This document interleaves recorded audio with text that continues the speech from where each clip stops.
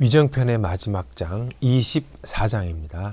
자왈 비기귀 제지 첨야요 견의 불위는 무용냐니라. 그 귀신이 아닌데도 제사를 지내는 것은 아첨을 하는 것이며 의를 보고도 행하지 않는 것은 용기가 없는 것이다. 이렇게 되겠죠. 언제 했는지가 불확실하죠. 누구한테 했는지도 안 나오고 있어요, 지금. 참 난감한 케이스 중에 하나죠. 근데 실질적으로 이 장에서 가장 문제가 되는 건 제사하고 용맹과의 관계입니다. 이게 사실 연결이 안 되거든요. 제사하고 용맹하고 어떻게 관계가 있지? 이걸 어떻게 푸느냐가 이 장을 이해하는 이제 핵심 테마가 되겠죠. 일단 기귀, 여기서 기자는 아마 형용사로 봐야 될 것 같아요. 그러니까 자기가 제사 지내야 할 대상, 올바른 제사의 대상 얘기하는 거죠. 그러니까 이건 얘기하면 이렇게 되는 거죠. 자기 조상 귀신이 아닌데도 제사를 지내는 것은 복을 구하는 아첨하는 일이다. 이해할 수 있죠? 근데 의가 아닌데도 의를 보고도 행하지 않으면 용맹이 없는 것이다. 제사랑 어떻게 연결이 되죠, 이게?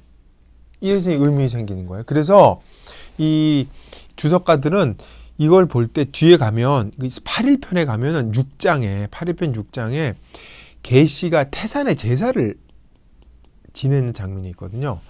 이때 그 공자 제자인 염구가 이 계시 그 가신으로 일을 하고 있었거든요.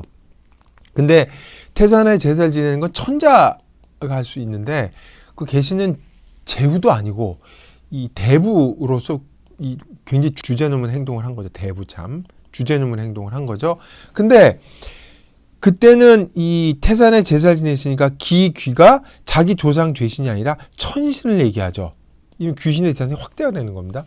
그러니까 자기가 지낼 대상이 아닌데도 제사를 지냈으니 이건 사실 첨 정도가 아니라 뭐 참남인데 얘를 크게 벗어난 건데 이 아부한 것이며 이건 주어가 어떻게 됐습니까? 계시가 되겠죠?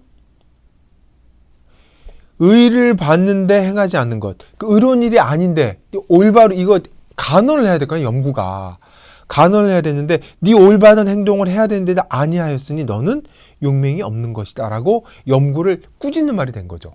이렇게 두 개가 이 아구가 딱 맞습니다. 이 결국 이제 이 의 견이불이 용 이게 해석이 안 되니까 이렇게 붙인 거긴 한데 또 다른 해석은 이게 춘추 말기란 말이에요. 그러니까 작은 나라들이 많았었는데 이걸 큰 나라가 점점점 합병을 한 거예요. 나라가 점점 커지는 거죠. 나라가 커지면서 작은 나라를 흡수하게 되면 큰 나라에서는 흡수한 작은 나라를 달래기 위해서 작은 나라가 섬기던 귀신을 제사를 지내요.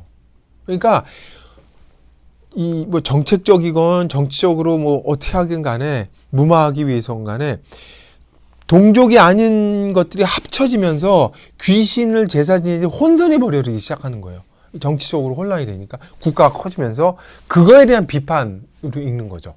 이것도 상당히 말이 되는 당시의 역사와 결부돼서 말이 되는 거죠. 그렇게 해석을 하면 근데 이 용자가 잘 해석이 안 되죠. 용자를 해석하기에는 아까 그 계시하고 염구가 제일 잘 맞는 것 같습니다. 근데 여기서 주목해야 될 건 용에 대한 재정이에요, 재정이. 우리 보통 용하면 무사들, 이건 무사들의 가치관이거든요, 사실. 용맹하고 사납고 전투에 나가서 두려워 잘 싸우는 걸 우리 전통적으로 이 용을 얘기를 하죠. 근데 공자는 이 용을 어떻게 해석합니까? 의와 관련시켜서 윤리 감각으로 재해석해요. 이게 공자다운 거고 공자 특별함이죠. 용은 단순히 힘이 세고 과감하고 전투에 잘 싸우는 게 아니라 의를 보는 윤리적 가치가 있을 때 용기가 제대로 된 용기다라고 얘기를 하는 거예요. 이 부분이 아마 굉장히 중요하다고. 앞에 부분 제사 문제가 아니라 뒤에 부분에 공자의 포인트가 있다 하는 것도 이 부분을 읽는 그 하나의 방법인 것 같습니다. 그 23장하고 23장은 그 예문제와 관련돼 있죠. 그리고 24장도 역시 제사, 예하고 관련이 돼 있고, 그래서 요거는 8일편 전체의 핵심 테마가 예학이란 말이에요. 그래서 23, 24는 뒤에 8일편을 예비해주는 브릿지, 다리와 같은 역할을 한다라고 보는 것도 독법의 하나라고 생각을 합니다.